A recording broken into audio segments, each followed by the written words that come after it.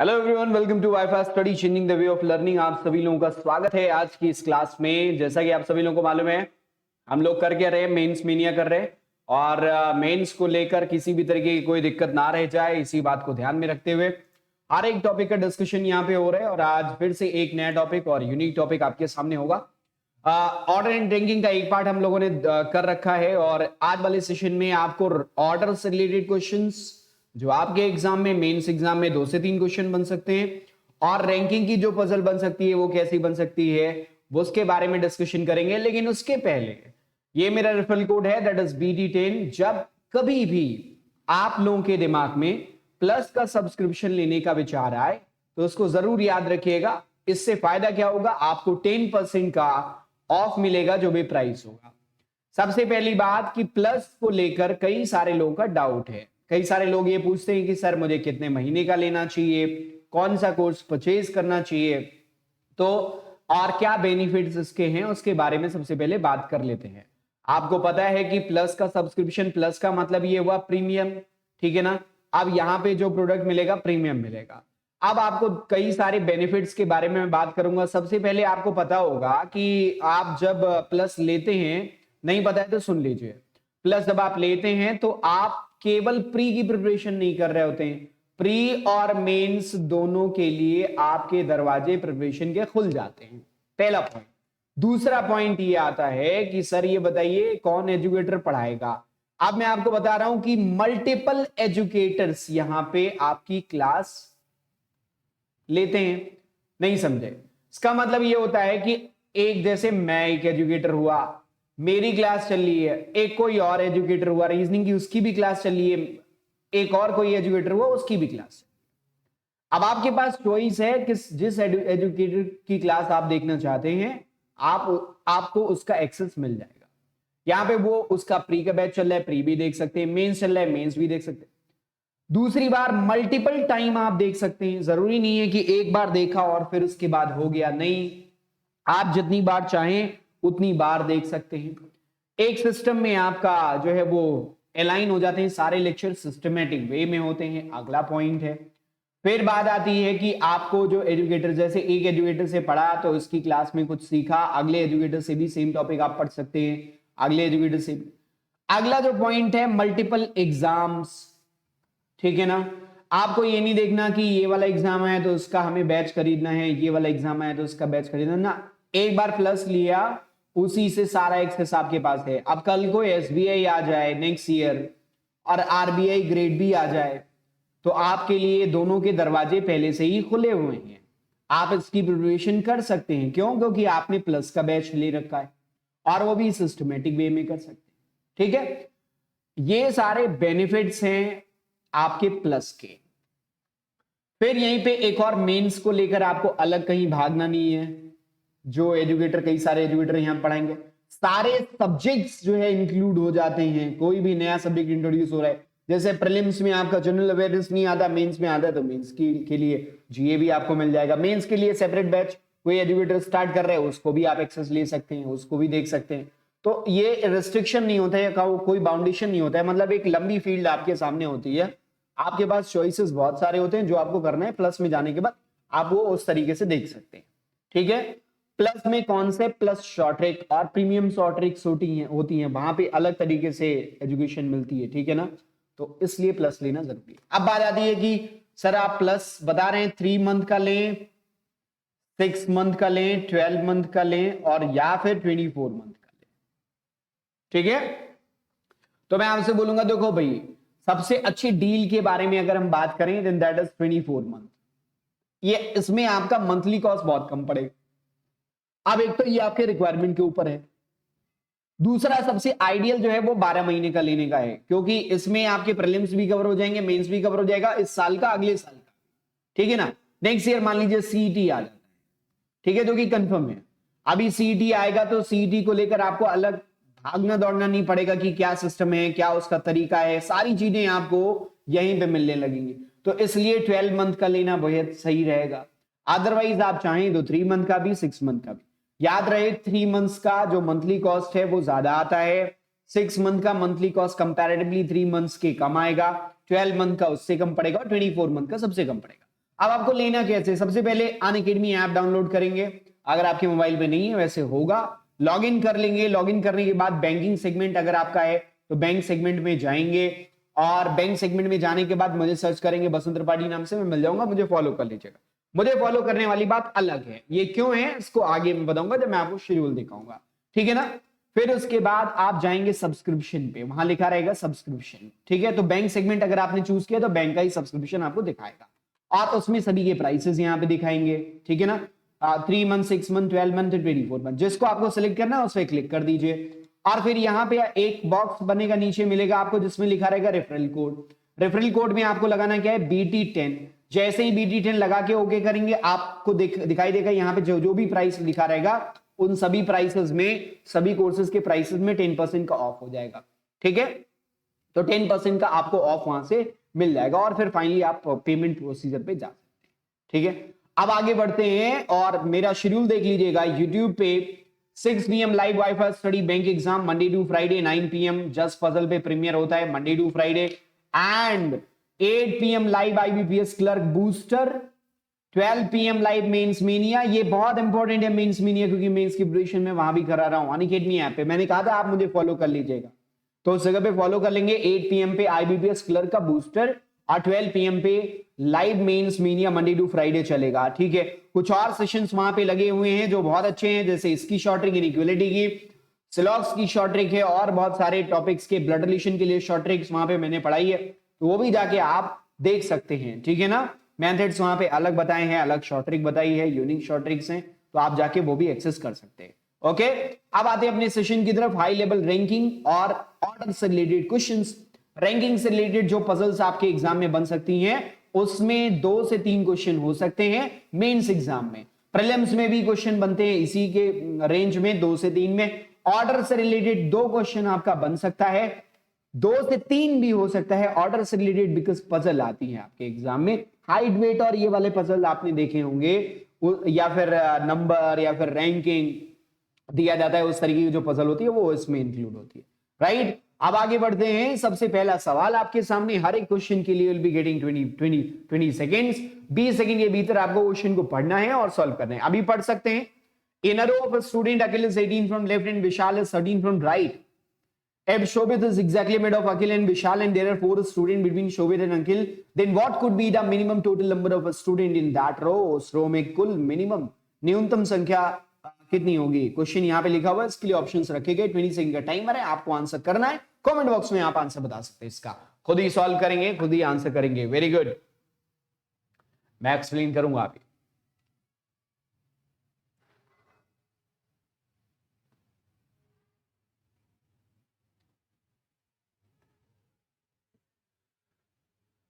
हाँ जी, time up हो गया। क्या कह रहे हैं? In a row of student Akhil is 18 from left and Vishal is 13 from right. If Shobhit is exactly mid. अब ये क्वेश्चन पिछले वाले सेशन में मैंने ऐसा रिलेटेड क्वेश्चन कराया था। अभी देखना, in a row of student Akhil is 18 from left, 18th हुआ, अखिल हुआ ये, ठीक है, and Vishal is 13 from right, Vishal is 13 from right, ऐसा दिया गया। If Shobhit is exactly mid of Akhil and Vishal, इनके बीच में शोभित एग्जैक्टली मिड में है, ठीक है, and there are 4 student between Shobhit and Akhil. अब मैं आपको जब ये ऐसा सवाल बता दूं, 2-3 चीजें बता दूं। मैं कहता हूं यहां पे क्या निकालना है? Total number. ऐसे क्वेश्चन में टोटल नंबर निकालना अगर आपको है तो आपको क्या क्या पता होना चाहिए? राइट साइड से एक व्यक्ति की रैंक गिवन होनी चाहिए, ठीक है, लेफ्ट साइड से एक व्यक्ति की रैंक गिवन होनी चाहिए, उनके बीच में कितने लोग हैं वो गिवन होना चाहिए, तभी आप इस क्वेश्चन का आंसर निकाल सकते हैं, ठीक है। आप देखते हैं क्या क्या अपने पास दिया हुआ है। लेफ्ट से अखिल की रैंक दी हुई है 18, चलो ठीक है। राइट से विशाल की रैंक दी हुई है 13, ओके। फिर इनके बीच में कितने लोग, अखिल और विशाल के बीच में कितने लोग, नहीं एग्जैक्टली बताया गया। यहां पे देखो, यहां पे इसी बात को मिड नंबर देने के लिए इसने दुनिया भर का तामझाम बताया, मतलब इनडायरेक्ट वे में बताया। Like what? If Shobhit is exactly mid of Akhil and Vishal, कह दिया शोभित जो है अखिल और विशाल के एग्जैक्टली मिड में है, and there are 4 student between Shobhit and Akhil. Shobhit और अखिल के बीच में कितने लोग हैं? 4 जन हैं, तो 4 यहां हो गए। अब आपको पता है शोभित तो एग्जैक्टली मिड में, अखिल और विशाल के 4 यहां हो गए, तो अगले 4 कहां होंगे? कंफर्म है यहां पे भी 4 ही हो गए, ऐसा कि नहीं?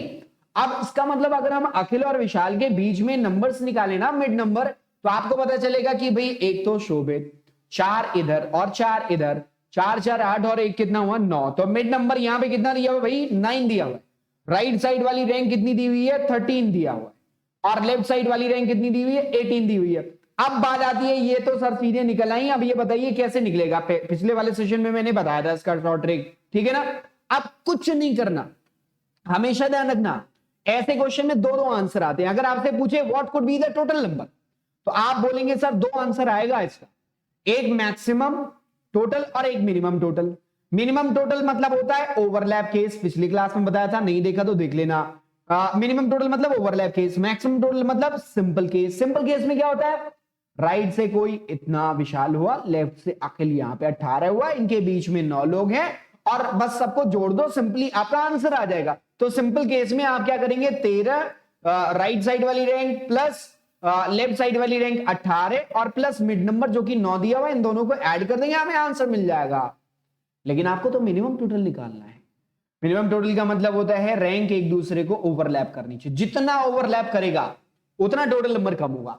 यहां 9 लोग हैं ना, तो उसका मतलब ये बीच में 9 लोग ये ओवरलैप कर रहे होंगे और ये अखिल और विशाल ये दोनों भी ओवरलैप कर रहे। ओवरलैप करने का मतलब ये हुआ कि रैंक एक दूसरे को क्रॉस कर रही है और यहां से लेकर यहां तक के जो लोग हैं ना, इनको ध्यान से अगर ऑब्जर्व करें तो इनके ऊपर दो दो लाइनें पड़ी हुई हैं। इसका मतलब जो राइट से 13 रैंक दी गई, इसमें यहां से यहां तक के लोग जो कॉमन है गिने गए हैं, वही लोग इधर लेफ्ट से जो 18th रैंक दी गई है उसमें भी गिने गए। मतलब ये जो 9 लोग और उनके दोनों बाजू वाले लोग, ये लोग दो दो बार गिने गए।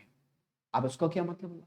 इसका मतलब हुआ कि अगर हम 13 और 18 को जोड़ेंगे ना राइट प्लस लेफ्ट, तो इसमें कुछ लोगों की काउंटिंग 2 बार होगी। कौन कौन लोग 2 बार काउंट होते हैं मैंने अभी बताया।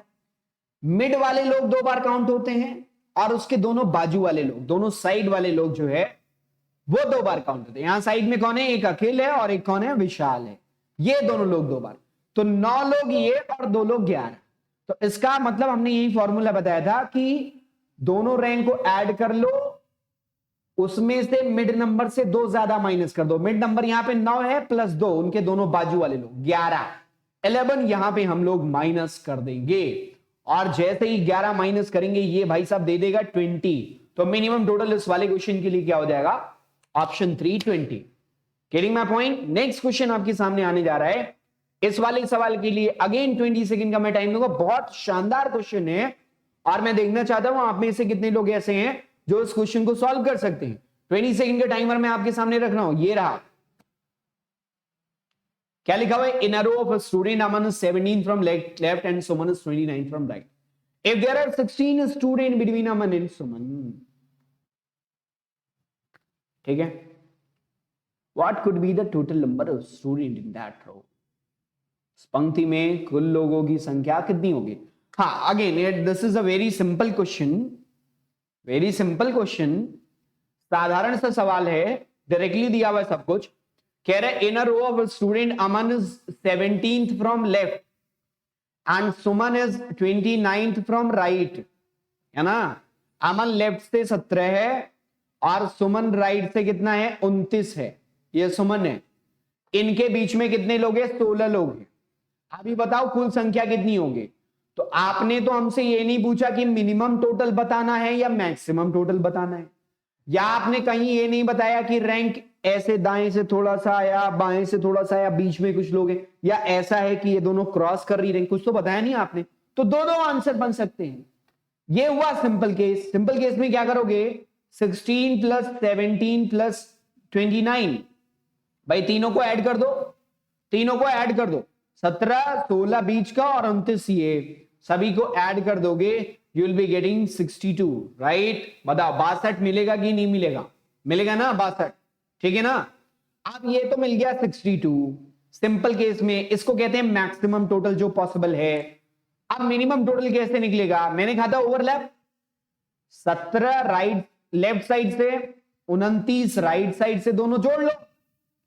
जोड़ लोगे तो कितना आ जाएगा बताओ, यहां पे ये आएगा 46, राइट।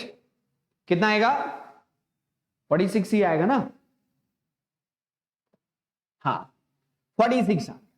अब बताओ कितना माइनस करें, कितना माइनस करें इसमें से। आपको पता है ओवरलैप केस में लेफ्ट और राइट की रैंक का जो सम है ना, वो दोनों मिलाने पर कुछ लोग 2 बार काउंट, कौन लोग 2 बार काउंट होते हैं? एक तो जो जन दिए होते हैं अमन और सुमन, यहां पे 2 बार काउंट होंगे, और इनके बीच में जो मिड नंबर होगा ना वो भी 2 बार काउंट। क्यों? क्योंकि ये रैंक ऐसे क्रॉस करती है एक दूसरे को। और देखो यहां से लेकर यहां तक के लोगों के ऊपर 2-2 लाइनें हैं, इसका मतलब ये दोनों रैंक में जोड़ लिए गए। तो जब आप ये दोनों रैंक ऐड करोगे ना तो आपको पता चलेगा ये लोग तो 2-2 बार गिन लिए गए।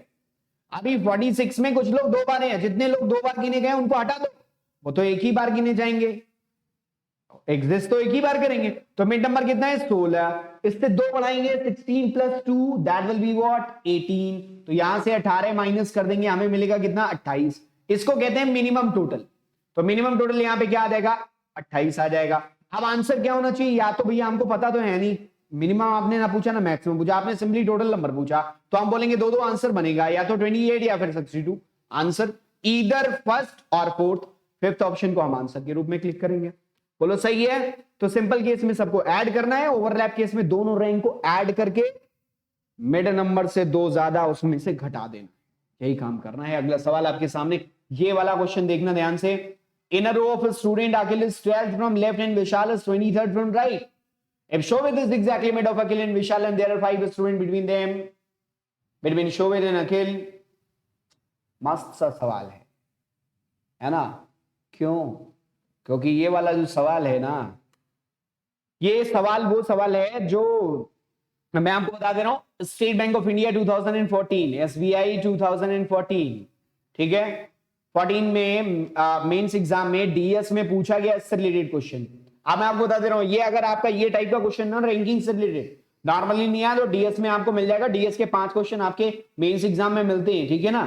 तो डीएस में आया, उसने क्या दिया, पूछा कि कुल संख्या कितनी होगी, और एक रो में 2 लोगों की रैंक दे दी, दूसरे रो में मिड नंबर दे दिया। अब लोग क्या कंफ्यूज हो गए, बोले सर यहाँ पे तो 2-2 आंसर बनेगा, एक सिंपल केस में और एक ओवरलैप केस में, बट वहां पे गलत हो गए लोग डीएस में। क्यों गलत हो गए? क्योंकि क्वेश्चन अलग था, और वो बात पे आपको ले जाना बहुत जरूरी है। ये क्वेश्चन के लिए 20 सेकंड मैं आपको दे रहा हूं, 20 सेकंड के भीतर आप बना के बताओ, नहीं तो मेरी तरफ से सुनना।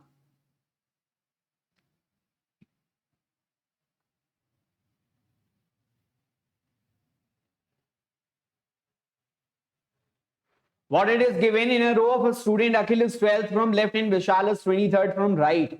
If Shobit is exactly made of Akhil and Vishal and there are 5 students between Shobit and Akhil, बहुत बढ़िया सा सवाल है। Okay, if there are 5 students between Shobit and Akhil, आपको बताना है कि कुल संख्या कितनी होगी, है ना? अब आपसे पूछा what could be the total number, आपके दिमाग में आ रहा होगा सीएनडी, पर सीएनडी इसका आंसर नहीं है, और इसका आंसर 5वां भी नहीं है, इसका सिर्फ इकलौता एक आंसर बनेगा। और यहां पे पॉइंट को समझाना बहुत जरूरी है। आप सुनिए, सबसे पहले ये तो सवाल पहले वाले क्वेश्चन के जैसा ही है, ठीक है ना? आप बोलेंगे बिल्कुल सर। अब यहां पे हमें क्या पता होना चाहिए? टोटल नंबर निकालने के लिए क्या पता होना चाहिए, बताओ जरा। एक तो राइट की रैंक पता होनी चाहिए, एक लेफ्ट साइड से एक व्यक्ति की रैंक पता होनी चाहिए, और उनके बीच में कितने लोग हैं वो पता होना चाहिए। ये सभी गिवन होना चाहिए, ये पता होना चाहिए, ये पता होना चाहिए, और ये पूछा गया आपसे टोटल नंबर। अभी देखो राइट साइड अखिल की रैंक कितनी है? 12 फ्रॉम लेफ्ट, लेफ्ट से 12 दिया गया है अखिल, ठीक है ना? ये किसकी रैंक है? अखिल की रैंक। राइट साइड से विशाल की 23, विशाल कितना दिया हुआ? 23 फ्रॉम राइट, ठीक है? मिड नंबर देखो क्या दिया हुआ है, Shobhit is exactly mid of Akhil and Vishal. अभी शोभित क्या है? अखिल और विशाल के बीच में, एग्जैक्टली मिड में। इसका क्या मतलब होता है? इसका मतलब होता है जितनी दूरी शोभित और अखिल के बीच में होगी ना, उतनी दूरी शोभित और विशाल के बीच में होगी, तभी वो एग्जैक्टली मिड कहलाएगा। अब आगे इन्होंने कहा है Vishal and there are 5 students between Shobhit and Akhil, Shobhit और अखिल के बीच में 5 है, इसका मतलब शोभित और विशाल के बीच में भी 5 होंगे। तो अब आखिर अखिल और विशाल के बीच में बताओ जरा कितने होंगे?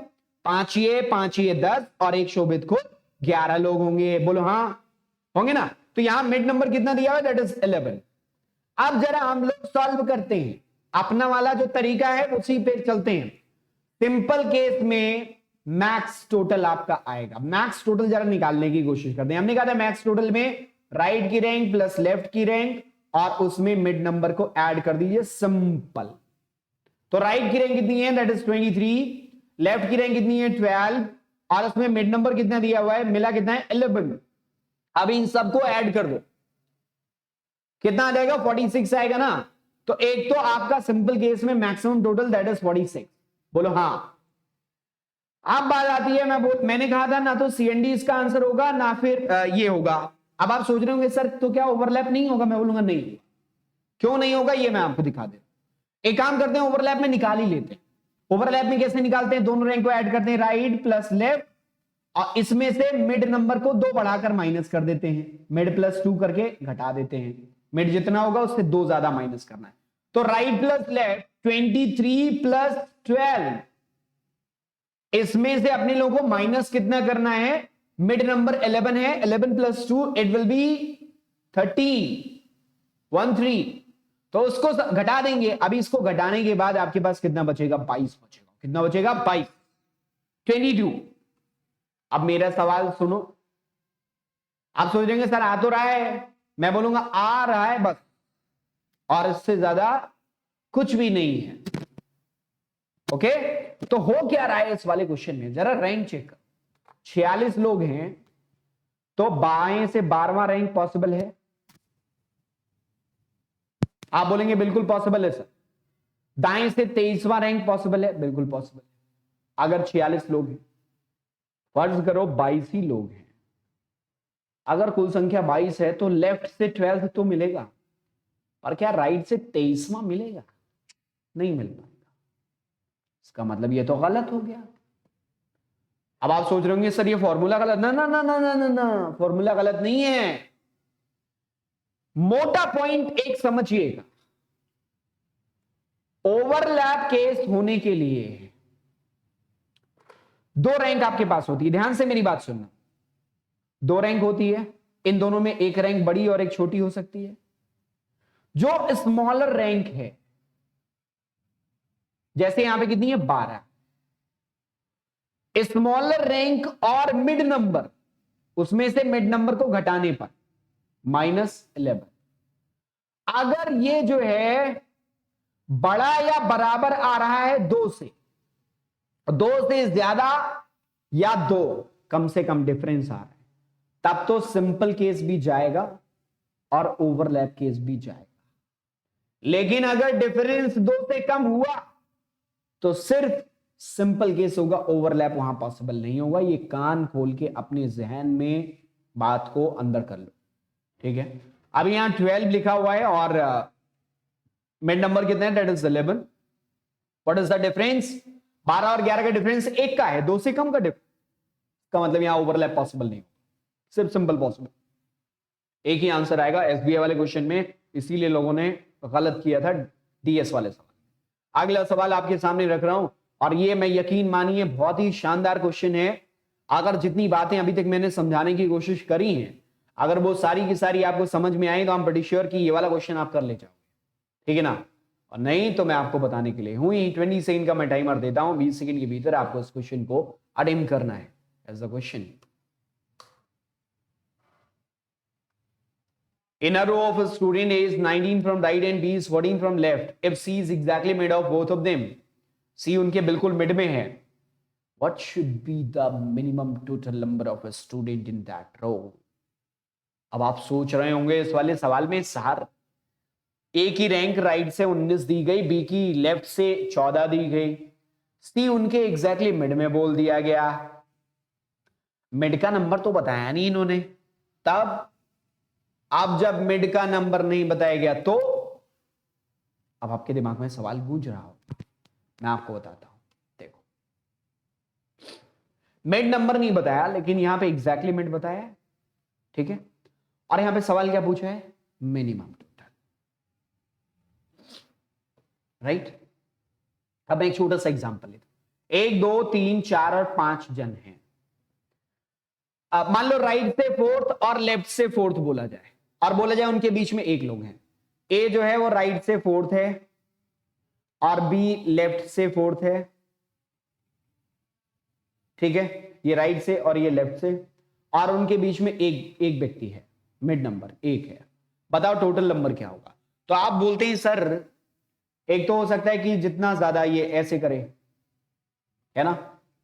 अब नहीं, मिड में एक नहीं, मान लो कि सी एग्जैक्टली मिड में है, एग्जैक्टली मिड में, ऐसा तब मजा आएगा। तो आप बोलेंगे सर 4 इधर से कर दो, 4 इधर से कर दो और सी को बीच में कर दो, और सी को बीच में करने के बाद इधर कितने भी लोग फिल हो सकते हैं इनके बीच में, जैसे ए राइट से है फोर्थ और बी लेफ्ट से है फोर्थ। अब सी एग्जैक्टली मिड में है तो यहां पे तो कई सारे भर सकते हैं, मतलब मैक्सिमम तो कुछ भी हो सकता है, मैक्सिमम तो कुछ भी हो सकता है। बी और सी के बीच में 10 लोग हो जाएं और सी और ए के बीच में भी 10 लोग हो जाएंगे तो संख्या और हो जाएगी, उसमें 15 कर दो, 20 कर दो, 25 कर दो, तब भी एग्जैक्टली मिड में सी होना चाहिए, हो रहा है। अब यहीं पे इसको ओवरलैप केस में देखते हैं। अभी देखो लेफ्ट से फोर्थ है ना,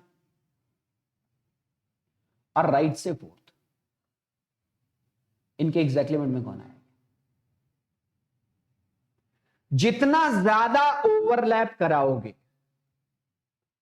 टोटल संख्या उतनी कम मिलती जाएगी, और जितना कम ओवरलैप कराओगे टोटल संख्या उतनी ज्यादा होगी। आप प्रायोरिटी ये थी कि सर आप ये बताइए कहना क्या चाह रहे हैं, तो मैं बोलूंगा देखो मेरी बात को सुनो, मैं कह रहा हूं सी एग्जैक्टली मिड में है और ओवरलैप केस हमें बनाना है क्योंकि मिनिमम टोटल निकालना है। 2 रैंक आपके पास दी गई है, एक 19 दी गई है राइट से और 14 दिया गया है लेफ्ट हैंड साइड से, ठीक है। अब आपको पता है अगर मिनिमम टोटल निकालना है तो क्यों, आपको फॉर्मूला देखो जरा, right plus left minus mid plus 2 करते हैं ना, यही करते हैं। अब मिड नंबर जितना ज्यादा बढ़ा ले जाएंगे उतना ज्यादा हम जो है वो कुल संख्या कम उतनी ज्यादा होगी, मतलब उतना मिनिमम टोटल आए। आप देख सकते हो क्योंकि जितना ये बढ़ाओगे दोनों की रैंक में से उतना ही ज्यादा आपको माइनस करना पड़ेगा, रिजल्टेंट आपको उतना ही कम मिलेगा। हाँ बिल्कुल सही है, सही सोच रहे हो। अभी देखो क्या करना है, आप लोगों को पता है राइट से कितना है 19 है और लेफ्ट से कितना है 14 है। अब इसमें मिड नंबर क्या है, सी एग्जैक्टली मिड में, मिड नंबर नहीं मालूम, अब मिड नंबर हम एज्यूम कर सकते हैं। ये बताओ मिड नंबर मैक्सिमम कितना तक जा सकता है? मैंने कहा था कुछ भी हो जो छोटी वाली रैंक हो उससे 2 कम होना चाहिए, क्योंकि 2 का डिफरेंस होना चाहिए कम से कम। आप बोलेंगे हाँ सर ये तो आपने पिछले वाले क्वेश्चन में बताया था। तो मैंने कहा अगर मिड नंबर 12 मान लें तो क्या बुराई, मैक्सिमम मिड नंबर आप 12 मान सकते हैं और 12 मानने पर सबसे कम आपको टोटल नंबर मिलेगा। लेकिन लेकिन लेकिन ध्यान से सुनना, सी इज एग्जैक्टली मिड। अच्छा अगर मिड नंबर 12 हो, मिड नंबर 12 हो, ए और बी के बीच में मान लो 12 लोग हैं, तो क्या कोई एग्जैक्टली मिड मिलेगा? नहीं मिलेगा। यहां पे ऑड नंबर होना चाहिए एग्जैक्टली मिड आने के,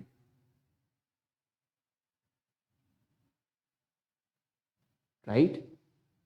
ऑड नंबर होना चाहिए एग्जैक्टली मिड आने के लिए, तो ए और बी के बीच में, मतलब अब इससे एक पीछे अगर कर दें तो ऑड नंबर आ जाएगा, मतलब मिड नंबर हम लोग क्या काउंट कर लें, 11 काउंट कर बोलो हाँ। अगर 11 मिड नंबर काउंट करेंगे, मैक्सिमम तो 12 काउंट कर सकते हैं और 12 काउंट करने पर सबसे कम संख्या आएगी, टोटल संख्या सबसे कम होगी। लेकिन 12 नहीं करना है क्योंकि सी एग्जैक्टली मिड में, एग्जैक्टली मिड बन नहीं पाएगा इस केस में, तो उससे एक कम करते हैं। अब ऑड नंबर हो गया मिड नंबर, तो मिड नंबर जब ऑड हो जाएगा तो सी एग्जैक्टली मिड में बनने के चांसेस हो जाएंगे। अब बस कुछ नहीं करना है, 11 plus 2 mid number plus 2, 11 plus 2 minus कर दो यहां से, और मैं लिटरली बोल रहा हूं आपको आंसर मिल जाए। और वो कितना मिलेगा? 20, करेक्ट आंसर हो जाए 20। और ऐसा सवाल कोई भी आए बिल्कुल मत घबराना, यही तरीका इस्तेमाल करना, मैक्सिमम ओवरलैप तो मिनिमम टोटल, बस ठीक है। चलो अगला सवाल आपके सामने स्क्रीन पर ये रहा है, इस वाले क्वेश्चन को पढ़ लो, बढ़िया सा सवाल है और इसको मैं बोलता हूं रैंकिंग की पजल। आपके एग्जाम में 2 से 3 क्वेश्चन इससे रिलेटेड ऐसे टाइप के बन सकते हैं मेंस में जब आप चाहें, ठीक है ना। मैं आपको टाइम दे रहा हूं 20 सेकेंड का, आप इस क्वेश्चन को पढ़ेंगे, पहले पढ़ लो फिर मैं 20 सेकेंड का टाइम देता हूं। In a class, Suman's rank is 13 from the top and Himish rank is 23rd from the top among the student. बड़ा clumsy है। If Suman's rank is 6 from the top among the girls and Himish rank is 11th from the top among the boys. If Suman is 64th from the bottom and among the students, Himish's rank is 28th from the bottom among boys. What is the strength of a class? उस class की strength क्या होगी। तो जैसे ही आपको total number का question पूछा, आपके दिमाग में घंटी बजनी चाहिए। घंटी कौन सी? कि अगर किसी एक ही व्यक्ति की दो तरफ की रैंक हमें मिल जाए किसी भी तरीके से, तो हम टोटल नंबर आसानी से निकाल सकते हैं। और इसी बात को ध्यान में रखते हुए 20 सेकंड का टाइम आपको दे रहा हूं। गुड। हरिओम।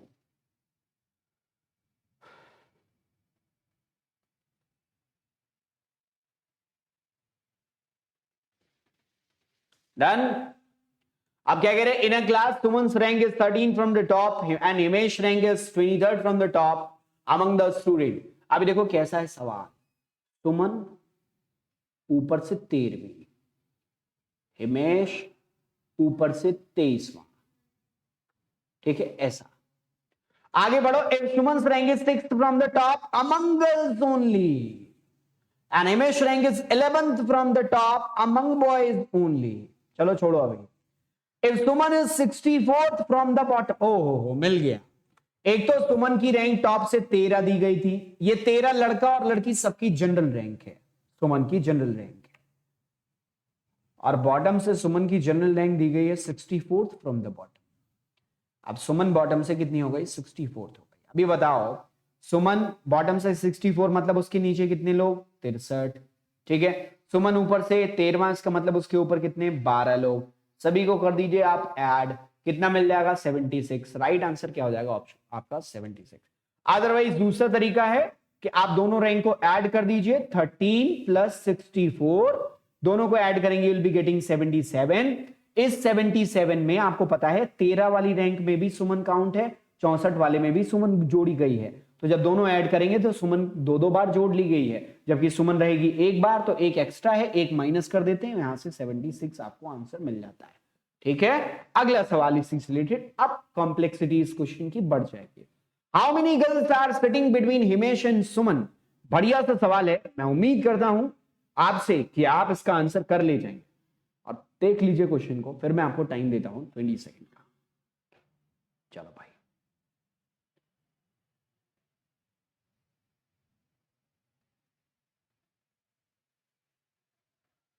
ये रहा 20 सेकंड का टाइमर। चलो आंसर मार्क करेंगे इस वाले सवाल का। Very good.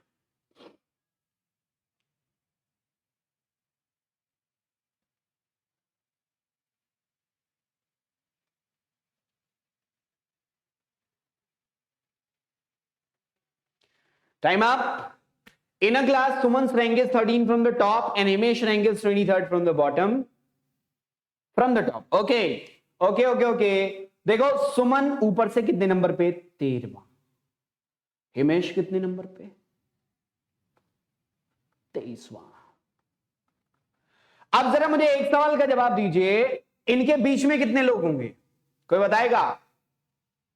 इनके बीच में कितने लोग होंगे? 9। आप बोलेंगे कैसे सर? मैं कह रहा हूं सुमन ऊपर से 13वें नंबर पे, हिमेश 23। ये सब जनरल रैंक है उनकी, लड़का वड़का लड़की वड़की वाला हिसाब किताब नहीं है। बाद में दिया गया कि सुमन लड़कियों में इतने नंबर पे, ऊपर से लड़कों में इतने, वो बाद में उसकी जरूरत आगे पड़ेगी, अभी जरूरत नहीं है। अब बताते हैं इसमें जरूरत अभी इस वाले क्वेश्चन में पड़ सकती है। ऊपर से सुमन कितने नंबर पे? बताओ। 13 नंबर पे। और हिमेश कितने नंबर पे? 23 पे। 13 से आगे बढ़ेंगे, 13 से आगे बढ़ेंगे, 14, 15, 16, 17, 18, 19, 20, 21, 22 और ये 23वां। जो 23वां है ना, ये हिमेश है। अब जब आप 13 के बाद 14 शुरू किए थे तो अगला था 14, 15, 16, 17, 18, 19, 20, 21 और ये 22 और 23वां हिमेश का खुद का है। इसको छोड़ देना है क्योंकि इनके बीच का निकालना है। तो बीच में कितने लोग हो गए बताओ? यहां तो सुमन थी, 9 लोग है ना। डिफरेंस अगर रैंक का 10 है, सेम साइड से है, तो मिड का नंबर 9 होता है। और ये एक सेशन में मैंने कराया भी था, इंटरचेंज वाले क्वेश्चन। ठीक है ना? चलो, 9 लोगों के पहले चीज हमें निकालना था। अब इसमें कितने लड़के और कितनी लड़कियां हैं ये निकालना है। तो उसके लिए क्या करना होगा, आओ जरा आ जाओ इधर भाई, देखो क्या लिखा हुआ है, if Suman's rank is 6 from the top among the girls, मतलब यहां से लेकर यहां तक, ऊपर से सुमन तक कितनी लड़कियां हैं, 1 2 3 4 5, और ये छठी लड़की सुमन खुद, 6 है लड़कियों में, इसका मतलब वो खुद ही लड़की है, 6 लड़कियां यहां तक गिन लेंगे। चलो भाई ठीक है, अभी तक इसका भी इस्तेमाल कर लिया। अगले पॉइंट पे आते हैं, अगले कह रहे हैं Himesh rank is 11 from the top among boy. अब हिमेश जो है लड़कों में 1 2 3 4 5 6 7 8 9 10 और 11, 11वां ये लड़का है खुद। अब ये बताओ कुल संख्या कितनी, हिमेश की रैंक कितनी थी, दैट वाज 23, जनरल रैंक लड़कों में केवल 11 है, इसका मतलब क्या हुआ, बाकी तो लड़कियां हैं, इसका मतलब इस 23 में बाकी लड़कियां हैं। हिमेश को छोड़ दो क्योंकि हिमेश खुद लड़का है, क्योंकि लड़कों में 11वां है, तो बाकी लड़कियां ऊपर होंगी हिमेश के। तो अब समझ में आने लगा कि भैया 23 में से आप निकालो पहले 11, आपको मिलेगा कितना, 12। इसका मतलब हिमेश के ऊपर जो है कितनी लड़कियां यहां से यहां तक हैं, 12 लड़कियां हैं। अब 12 लड़कियों में देखो ऊपर से सुमन तक तो 6 लड़कियां काउंट हो गई, क्योंकि लड़कियों में उसकी रैंक 6 है, तो बाकी 6 लड़कियां कहां होंगी, हिमेश के ऊपर और सुमन के बाद। तो इस 9 में कितनी लड़कियां हो जाएंगी, 6 गर्ल्स, और बाकी 3 क्या हो जाएंगे, बॉय। राइट आंसर क्या हो जाएगा, समझ में आया ना।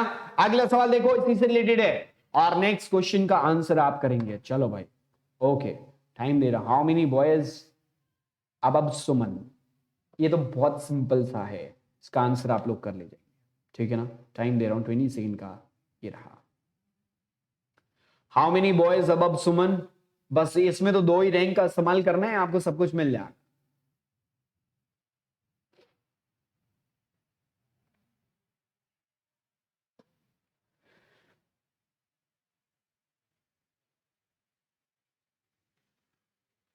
ओके, सुमन की ऊपर से रैंक कितनी है, that is general rank 13th, ठीक है सुमन। और लड़कियों में कितना है, 6, कम क्यों हो गया, इसका मतलब लड़कों को छोड़ने पर छठा आ रहा है, तो बाकी जो कम पड़ रहा है, जैसे ऊपर से लड़कियों में 1 2 3 4 5 और ये छठा, 6 लड़कियां होंगी। तो यहां से लेकर यहां तक अगर कुल 13 संख्या थी, इसमें से 6 लड़कियां हैं, तो बाकी 13 में से 6 माइनस कर दीजिए, आपको 7 मिलेगा, जिन लोगों ने 7 कहा है बिल्कुल सही है, 7 बॉयज, ठीक है। और ये वाला सवाल मैं यहां टाइमर हालांकि दे रहा हूं, but this is your homework question, okay. Take a look, how many girls are sitting below Suman, मस्त सा सवाल है, और ये आप ही को सॉल्व करना है, ये होमवर्क क्वेश्चन है, इसको आप कमेंट बॉक्स में टाइप करके इसका आंसर जरूर बताना, ओके।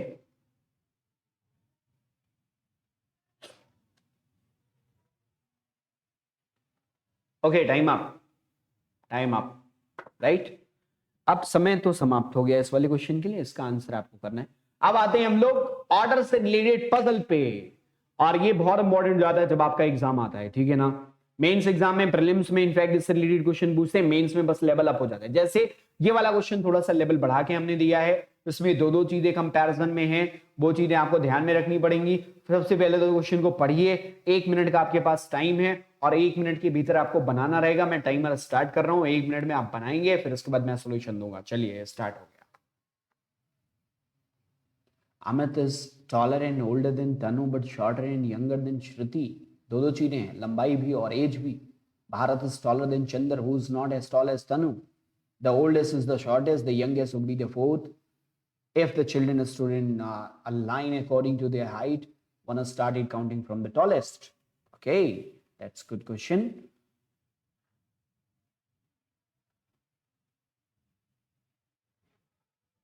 30 सेकेंड आपके हो चुके हैं। रात में 8 बजे मिलना मत भूलना, और ऑन अकेडमी ऐप पे हम लोग आईपीएस क्लर्क का बूस्टर कर रहे हैं वहां पे, ठीक है।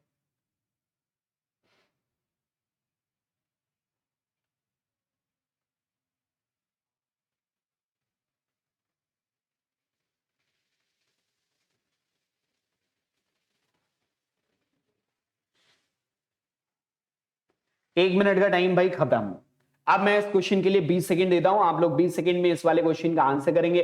Who among them is the tallest? इनमें से सबसे लंबा कौन है, इस वाले सवाल का जवाब देना है आपको, फिर मैं आगे बढ़ जाऊंगा, ठीक है ना। चलो अब इसको सॉल्व करके देखते हैं। सबसे पहले क्या लिखा हुआ है, अमित इज टॉलर देन। अब अपने लोग दो चीजें बनाएंगे, एक तो अपने लोग क्या करेंगे, एज बनाएंगे, एज के अकॉर्डिंग सेट करेंगे, और दूसरा उनकी हाइट के अकॉर्डिंग, ठीक है ना। ये दो चीजों की लाइन आपको मेंटेन करनी पड़ेगी। हमेशा याद रखना, इधर हम लोग ज्यादा वाली वैल्यू रखते हैं, चाहे हाइट की हो या एज की हो, और इधर कम वाली वैल्यू रखते हैं। ऐसा ही सबसे सही तरीका है, ठीक है, आपको समझना भी इजी पड़ेगा। क्या कह रहे हैं, Amit is taller and older than Tanu. Amit जो है वो तनु से लंबा भी है और एज में भी ज्यादा है, तो तनु से ज्यादा हो गया अमित। यहां भी Amit is taller and older than Tanu but shorter and younger than Shruti. लेकिन अमित जो है श्रुति से छोटा भी है और उम्र में भी कम है, दोनों चीजें तो इन दोनों के बीच में आएगा। अब अगली असला जो पॉइंट है वो शुरू होता है, Bharat is taller than Chander. Bharat जो है वो किससे लंबा है, चंदर से, हाइट की बात कर रहे हैं। Who is not as tall as Tanu, मतलब चंदर जो है उतना लंबा नहीं है जितनी तनु, मतलब चंदर जो है वो तनु से छोटा है, तो चंदर तो कंफर्म है तनु के बाद हाइट के मान। अब जैसे ही चंद्र को आप बाद में रखेंगे तो आपको समझ में आएगा कि भारत को तो आप इसके आगे भी रख सकते हैं, भारत को यहां पे भी रख सकते हैं, भारत को यहां पे भी रख सकते हैं, और भारत फ्रंट में भी आ सकता है, राइट। और एज में कौन कहां जाएगा ये तो मालूम नहीं है। इसका मतलब एक चीज तो कंफर्म है, चंद्र सबसे छोटा आएगा हाइट में। अब आते हैं क्या लिखा हुआ है, the oldest is the shortest. जो सबसे ज्यादा एज में है उसकी हाइट सबसे कम। किसकी हाइट सबसे कम दिख रही है, सी की ही कंफर्म निकलेगी, तो इसका मतलब एज में सबसे ज्यादा चंद्र ही होगा। सी मतलब चंद्र, चंद्र इसका मतलब एज में सबसे ज्यादा, ये ओल्डेस्ट होता है। अगला स्टेटमेंट पढ़ते हैं, the youngest would be the fourth. Youngest जो है वो फोर्थ होगा if the children stood in the line according to their height, one started counting from the tallest. ठीक है, देखो क्या बोला गया, द यंगेस्ट जिसकी उम्र सबसे कम है वो कौन सा होना चाहिए, फोर्थ होना चाहिए। कहां से बताओ, हाइट के मामले में आगे से, ठीक। तो आप किसको रखे भैया, इसका मतलब भारत के लिए यहां भी ऑप्शन है, यहां भी ऑप्शन है, यहां भी ऑप्शन है, और यहां पे भी ऑप्शन है। तो अगर आपको परफेक्ट सेटिंग चाहिए तो भारत को यहां पे रख दीजिए लास्ट में। अब क्यों देखना, क्योंकि जो यंगेस्ट होगा वो हाइट के मामले में चौथे नंबर पे आना चाहिए। तो पहला नंबर यहां, दूसरा नंबर यहां, तीसरा नंबर यहां, और यहां भारत को रख दीजिए चौथा नंबर भारत का। सेटिंग बन गई। और अगर आप इसके अलावा कुछ करेंगे तो आपकी सेटिंग बन ही नहीं पाएगी, ठीक है ना। तो who among them is tallest, इनमें सबसे लंबा कौन है, पहले वाला क्वेश्चन हाइट के मामले में that is Shruti, so the right answer option 3। Next वाले क्वेश्चन पे आते, 20 सेकंड का टाइम आपको आंसर करना है। Who is the older than Tanu but younger than Shruti. Tanu से ज्यादा उम्र का और श्रुति से कम उम्र का, मतलब तनु और श्रुति के बीच में आने वाला कोई देखना है अपने लोगों को, है ना। और वो कौन है, तनु और श्रुति के बीच में आने वाला, ओल्डर देन तनु। देख लो यहां पे, ओल्डर देन तनु, तनु से ज्यादा उम्र का और श्रुति से कम उम्र का, that is Amit. Right answer Amit, ठीक है ना। अगले सवाल पे चलते हैं, and this is the last question. I hope कि आप लोगों ने बना लिया होगा। Which of the following statement is definitely true? इनमें से कौन सा वो स्टेटमेंट जो निश्चित रूप से सत्य है। अगर आपकी सेटिंग सही बनेगी, मतलब जो आपने बनाया वो अगर सही बना तो ही इस वाले क्वेश्चन का आंसर आएगा। चलो भाई 20 सेकंड का time. Which of the following statement is definitely true? Bharat is the most oldest। Bharat जो है सबसे ज्यादा, नहीं ओल्डेस्ट नहीं है भारत, भारत तो एज में सबसे आखिरी में आ रहा है ना। तनु हैज द मैक्सिमम हाइट, नहीं Bharat is oldest, Bharat oldest नहीं है। देखो तनु मैक्सिमम हाइट वो भी नहीं है। तीसरा वाला हम लोग देखते हैं, Amit is older than Bharat. Amit जो है वो भारत से, Amit is older than Bharat, Amit is older than Bharat, बिल्कुल सही है। देखो Amit is older than Bharat, Amit की एज भारत से ज्यादा है, अभी तक तीसरा सही मिल रहा है। चौथे वाले को चेक कर ले, भारत इज शॉर्टेस्ट, भारत जो है वो सबसे छोटा है हाइट में ना, ये भी गलत हो गया। तो कौन सा सही मिल रहा है, सिर्फ आपका तीसरा सही मिल रहा है, राइट आंसर ऑप्शन 3। ठीक है, उम्मीद करता हूं ये सारी चीजें आपको समझ में आई होंगी और ये आपके काम आएंगी। BT10 ये मेरा रेफरल कोड है प्लस का, जब भी आप में से कोई सब्सक्रिप्शन ले BT10 लगाएं, 10% का डिस्काउंट आपको मिल जाएगा BT10 से। और सिर्फ बैंक में नहीं, आपके जान पहचान में SSC, रेलवे, कोई आपके जान पहचान में यार दोस्त और कोई UPSC, CBSE, एकेडमिक्स, कोई भी अगर प्लस का सब्सक्रिप्शन लेता है तो आप उसको प्लीज रेफर करना BT10 लगाने के लिए, ये मेरे लिए मदद हो जाएगी। Thank you so much. और इस जगह पे अनअकैडमी ऐप में मुझे फॉलो करना मत भूलना, ठीक है ना। ये मेरा शेड्यूल है, 6 PM live wifi study banking सा Monday to Friday, 9 PM premier just puzzle Monday to Friday, और फिर उसके बाद 8 PM IBPS clerk booster, 8 PM IBPS clerk booster, 12 PM live mains mania Monday to Friday, और कुछ और sessions पड़े हुए हैं जिसको आप देख सकते हैं। तो ये पूरे सेशन में जुड़े रहने के लिए थैंक यू सो मच, पूरा देखने के लिए। अगली क्लास आएगी कल की डेट में और फिर वहां पे मिलेंगे कुछ नए टॉपिक के साथ मेंस मीडिया में। तब तक के लिए आप एंजॉय करिए, लाइक जरूर करिएगा, शेयर जरूर कर दीजिएगा इस वीडियो के लिंक को। और तीसरा काम, जो सब्सक्राइब अगर आपने अभी तक नहीं किया चैनल को तो सब्सक्राइब करके बेल आइकन को प्रेस कर दीजिएगा ताकि आपकी उपस्थिति दर्ज हो जाए और जो भी हो मैसेज हम आप तक पहुंचा सके, मतलब वीडियो के नोटिफिकेशन आप तक पहुंच सके। तो आज के लिए बस इतना ही। Thank you so much watching this video, all the best, bye and take care. Thank you everyone.